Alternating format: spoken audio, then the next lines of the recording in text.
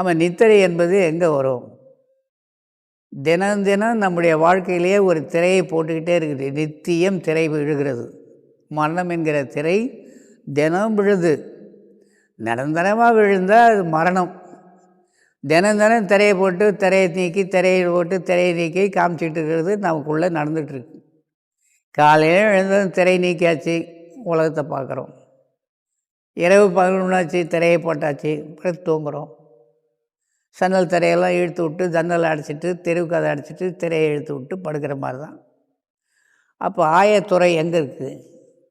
2 கண்களும் நித்திரை வருகின்ற பொழுது கண்ணை யாரை வேணாலும் கவனிங்க.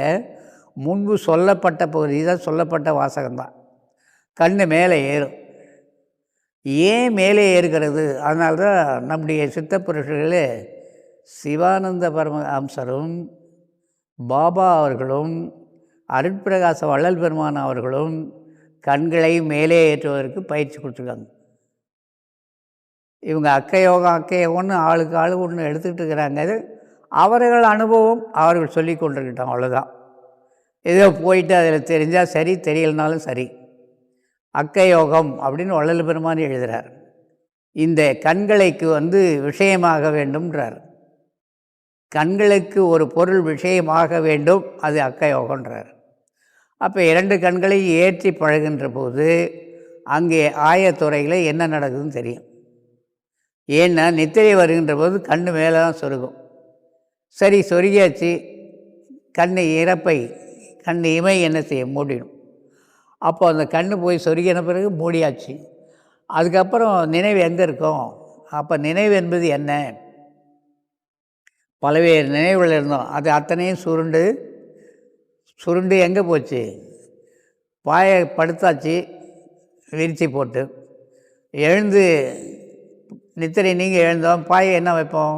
சுருட்டி வைப்போம். விரிச்சி போட்டு படுக்கிறோம், சுருட்டி வச்சுட்டு எழுந்திருக்கிறோம். இது தினம் நம்ம உடம்புல நடக்குது. சுருட்டி போடப்படுகின்ற இடம் ஒன்று, திரும்பவும் விரித்து போடுகின்ற இடம் ஒன்று. அதுதான் பாயை சுருட்டுவது போல். அதுதான் ஞானிகள் சுருளோலை அப்படின்னு எழுதுவாங்க.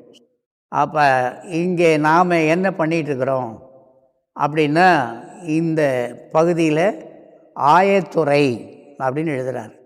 அது மெல்ல அந்த அனுபவம் மாயமான ஒரு விஷயம்.